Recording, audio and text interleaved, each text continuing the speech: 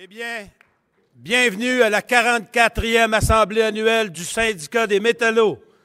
C'est avec un sentiment de fierté que je préside cette Assemblée à titre de directeur de notre grand syndicat.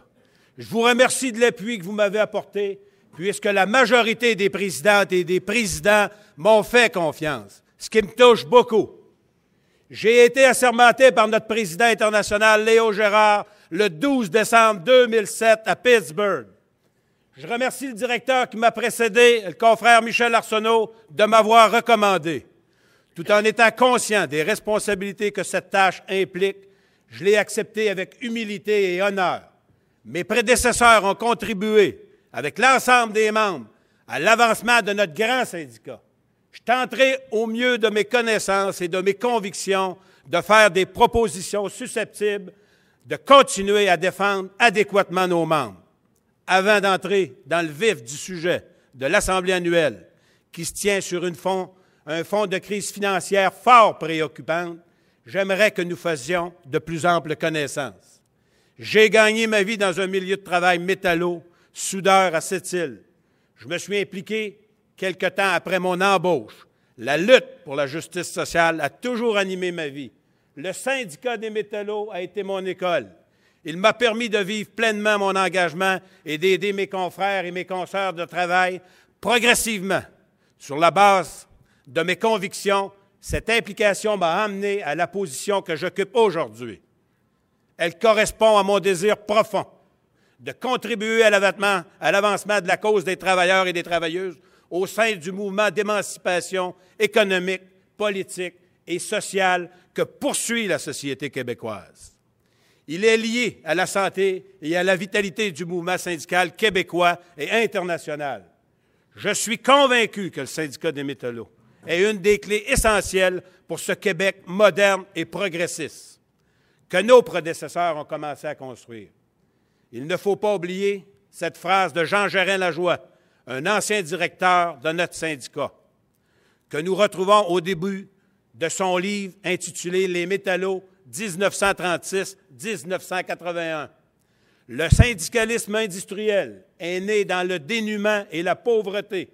C'est dans la lutte quotidienne pour améliorer les conditions de vie et de travail de mes confrères que je me suis défini. Je n'ai jamais oublié mes origines. Le poste que j'occupe ne me changera pas. En fait, j'essaie de poursuivre avec d'autres moyens les mêmes objectifs. Mon approche pour diriger notre syndicat sera guidée par 3 principes.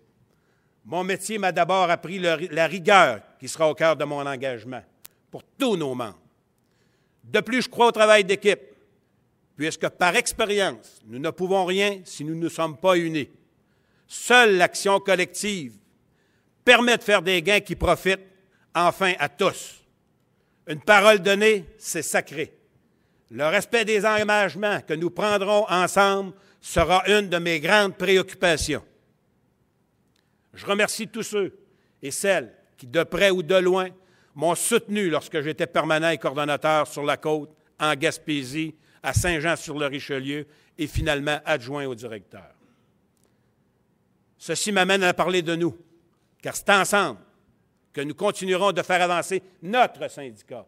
Dans un premier temps, nous voulons consolider le dossier de l'action politique, puisque les conjonctures économiques et politiques nous commandent d'intervenir sans délai et vigoureusement, de façon coordonnée pour infléchir la montée de la droite et réparer les plots cassés sur le plan économique. Ce choix indique aussi le mode de fonctionnement que nous avons l'intention d'adopter, tout en étant conscients des défis qui nous attendent dans des domaines complexes. Nous serons attentifs au suivi des sujets prioritaires. Nous considérons essentiel de bien les enraciner avant d'en ouvrir d'autres. Nous avons un devoir de résultat. Cette année, c'est l'action politique. Le thème de cette Assemblée, « Comprendre pour agir », traduit notre volonté de répondre vivement à ce besoin exprimé lors des ateliers de discussion de notre dernière Assemblée annuelle, où vous nous avez dit « Aidez-nous à comprendre la politique ». Notre rapport tentera d'y répondre. Il sera complété par des interventions de conférenciers et une discussion avec les délégués. Pour compléter le tout, nous avons retrouvé un film pédagogique extraordinaire tournée en 1965 grâce au soutien du syndicat des métallos. Nous y voyons René Lévesque, alors ministre des Richesses naturelles, s'adresser à des syndicalistes durant un cours de formation syndicale. Ce film, intitulé « Le vrai syndicalisme, pourquoi ?», a été projeté dans nos rangs dans le cadre de notre lutte pour l'obtention de notre accréditation à Murdochville. Il est demeuré totalement inconnu du public, mais aujourd'hui, vous le verrez en exclusivité. En fait, la politique représente une activité vitale pour le fonctionnement de notre société. Elle détermine la façon dont les êtres humains développent leur savoir-vivre ensemble et défendent le bien commun. Cette activité se cristallise dans des conceptions qui évoluent d'une époque à l'autre. C'est ainsi que l'histoire du développement d'une nation est traversée par plusieurs courants de pensée politique. Rappelons que pendant la Révolution française, une façon de nommer ces courants s'est cristallisée par l'opposition de droite et par l'opposition de gauche. Le politicologue Alain Noël en fera la genèse lors de son intervention. Notons que l'histoire a retenu que la gauche lutte pour un monde plus égalitaire, croit à l'action collective et se bat pour des politiques de redistribution de la richesse, alors que la droite est beaucoup plus pessimiste sur cette possibilité d'un monde égalitaire de redistribution, car elle craint que cela mine l'effort et le mérite. Évidemment, toutes les sensibilités politiques s'expriment et constituent un spectre beaucoup plus étendu et nuancé. Nous parlons du centre-gauche, nous parlons du centre-droit. Nous l'illustrerons en prenant par exemple une période riche de l'histoire du Québec sur le plan politique. La Révolution tranquille des années 60. Là aussi, des intérêts divergents se sont exprimés. Toutefois, c'est un mouvement de fond nourri par la montée du nationalisme qui se met en branle en faveur de réformes majeures pour la modernisation du Québec et qui domine le débat politique. Le mouvement syndical, dont les revendications se font plus pressantes depuis la grève de 1957, réclame l'intervention de l'État québécois. Ils souhaitent qu'ils interviennent par des politiques fiscales et sociales. Pendant la guerre, les bases de l'État-providence avaient d'ailleurs commencé à être rejetées sur le gouvernement Godbout.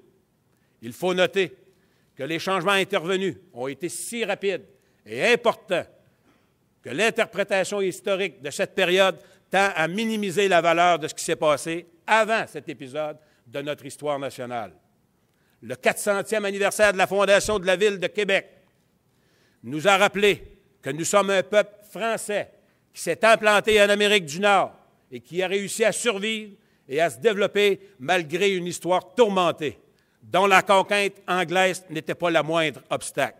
Le nationalisme qui nourrit la Révolution tranquille et plus tard l'élection du Parti québécois trouve sa source dans cette situation incontournable. Il y a un peuple français en Amérique du Nord. Notre histoire a été marquée par de dures luttes pour le progrès social et la défense du bien commun. Les revendications du mouvement syndical, par exemple, qui remontent au 19e, ont contribué à cette évolution sociale et politique de la société québécoise. L'apparition des syndicats internationaux dont nous sommes originaires a joué un rôle central. Ces syndicats recrutent, négocient, font des grèves afin d'obtenir de meilleures conditions de travail et de salaire. Ils sont aussi conscients des conditions de vie déplorables des quartiers ouvriers. Très tôt, ils réclament une action de l'État pour réduire les inégalités sociales et éviter la constitution de monopoles économiques. C'est pourquoi les syndicats internationaux proposent la nationalisation des entreprises, des services publics, comme les chemins de fer, les tramways, le gaz, l'électricité, et aussi ceux qui œuvrent dans le secteur des ressources naturelles.